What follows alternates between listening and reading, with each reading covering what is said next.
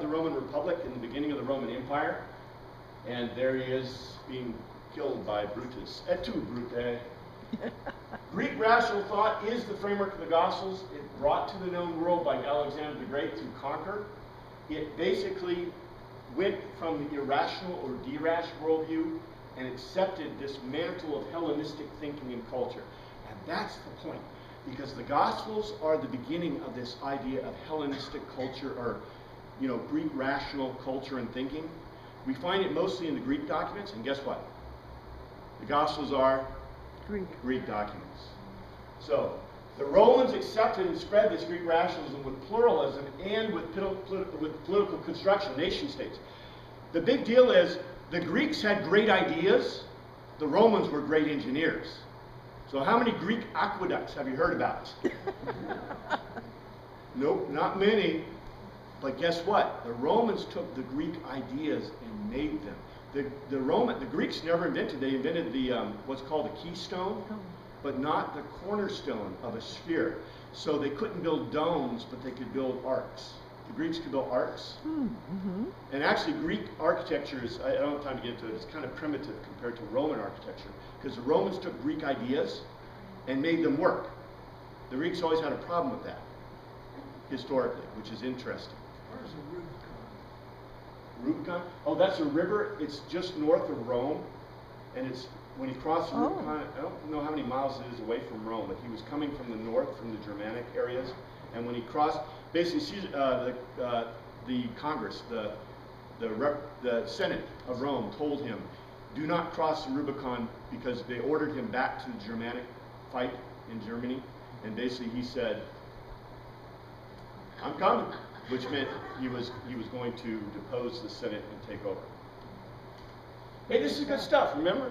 Now, let's say, I don't have time for this. Hegemon, Bacillus, Ethnarchs, Petrarchs, Judea, Galilee, Pontius Pilate, Herod. We'll talk about those. But the history is critical. I want to really quickly, I don't have much time, get into this. So, we have the Greeks following Alexander's death, Ptolemy, Antigonus, and there's this campaign of conquest. We have the Seleucid Empire. And so, these guys, Persia and Egypt, controlled the Levant back and forth. Their goal was Hellenization. In 175 BC, Jason is the high priest who took on a controlling influence because there was no king. Because why? They were a subject empire. They were a subject nation under the Seleucid or the Egyptians. And so we get, at this time, Antiochus IV, who was the head of the Seleucid Empire. And Jason was open to Hellenization. He built gymnasiums. I don't have time to get into great detail, but gymnasiums are in Greek thought. There's three types of ways of learning in Greek thought. There's gymnasiums, which is where you do bodily stuff and lectures. There's lyceum, where you do only lecture and discussion. And there's shola. Sholas are where you listen to a lecture. And by the way, we see lyceums and shola in the New Testament, and it also talks about gymnasiums.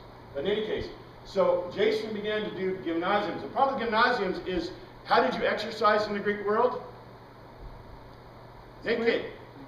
And the Jewish guys were all circumcised. And so they had issues because the Greeks made fun of them, because they, that was this manly thing.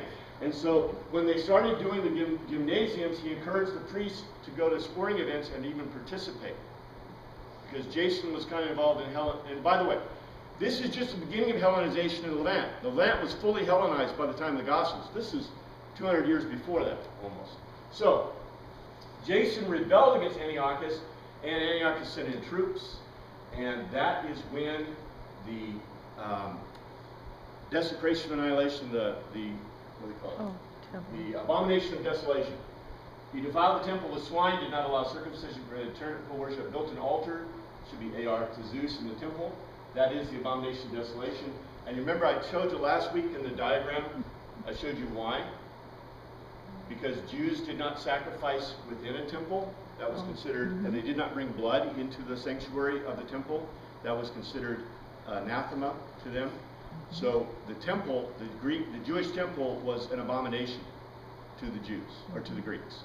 And so the Greeks desecrated it, and basically, well, they didn't really desecrate it, they made it into a Greek temple. See, they tore down the wall, mescline, etc. So anyway, This precipitated a revolt in 167, which is the Maccabean revolt. And this is very important, because the Maccabean revolt, 167, started by Matthias and his sons, began the Hasmoneans. And remember, this is back to the apocryphal period. It was successful because even the Romans were eating away at the Seleucid Empire at the time. And basically, the people proclaimed Simon as their leader and high priest. Not just leader, as their king and high priest. What did that mean to the Jewish people? That he was Messiah. And this is not misread because Josephus tells us this. However, Simon was not in the line of Aaron and not entitled to be high priest. In fact, there's a question about whether Matthias was even in the line, was a Levite. So he's not in the line of David, so he can't be king. He's not in the line of Aaron, so he can't be high priest. But he was declared to be both high priest and king, right? Guess what? What happened to Simon? The Messiah was not supposed to die, but what happened to Simon? He died. He died. And in every generation, do you remember Christ said to the Pharisees, you seek a Messiah in every generation? Not only did they seek one, they had one.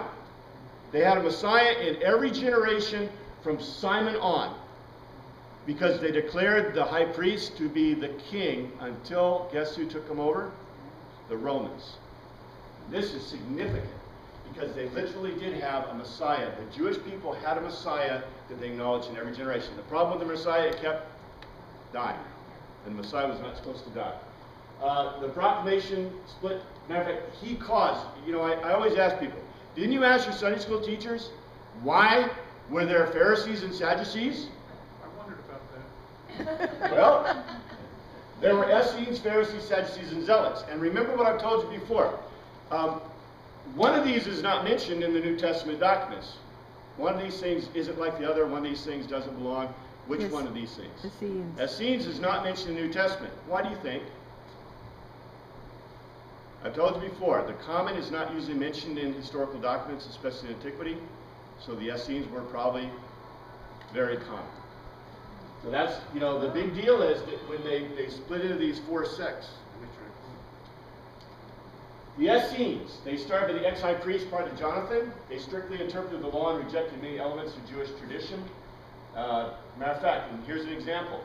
The Essenes changed the date, the tradition of the Pharisees and Sadducees and of the high priest at the time, changed the date of the Passover to the first Friday following the 15th of Nisan.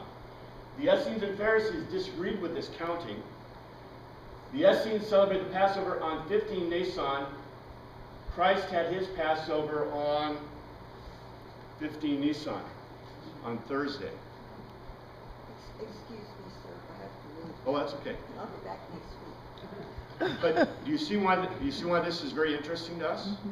And Because sir, was the Bible first written in Greek or Hebrew? New Testament was written in Greek. Okay. So in any case, this is they separated themselves from sacrificial law because they didn't do in the temple. They believed in the resurrection of the dead. They believed in the reward and punishment after life. The Pharisees, like the Essenes, disagreed with the Hasmoneans as to who should be high priest, but they didn't leave. They strongly supported the use of the oral Torah along with the Torah and the determination of Jewish law. They advocated greater leniency. They believed in resurrection. They believed in eternal punishment for the wicked. They were supported by the people, and guess what? Saul was a Pharisee. The Sadducees held only the Torah as a basis for law, no resurrection, no punishment after death. They controlled the temple and they were the priests, and they controlled the high priest. The Zealots, founded in 6 AD by Judas of Galilee, of the Galileo. Basically, they were Pharisees with an extremist bent. They were terrorists, and in my book, remember the blue shawls? They violently opposed the Romans in Hellenization. So those are those guys. That's where they came from. They came from 167 BC, caused when Simon was declared to be the high priest and king, because that split into the four sects. And remember, I've always told you there are 5 Jewish sects that we know of. What's the last one? T.mov. T.mov, which the sect of Christ, which is really interesting, isn't it? Roman intervention in 66 BC. Pompey sent to stabilize Syria, took Jerusalem out of Judea to Syria. That was the end of Hasmonean rule. I don't have time to get into great detail, but Hyrcanus was appointed high priest by Rome, and from then on, They were. His advisor was Antipater, who was the father of Herod the Great. And look, they're not Jewish. He's an Immudine. What did Malachi say about the Edomites, Immudines? They should never enter the temple. But guess who was now the king of the Jews? And I don't have time to go through that, but in case Herod Antipas, his son, we get Herod dying, basically all this good stuff, but this is all good stuff. Herod's accomplishments of his children. 4 BC, riots erupted at his death. The Roman legate of Syria, Varius, had to suppress. Varius is my book, by the way, in Centurion. Herod gave his kingdom to 3 of his sons. It was ratified by the Roman Senate, and that's why we get the Intarchs, Archelaus, Antipas, and Philip. And guess who keeps causing us problems? Herod Antipas. He is the Gospel's Herod, not the Great, but the other Herod. In any case, I only have time to go back, I guess, to this, to our conclusions.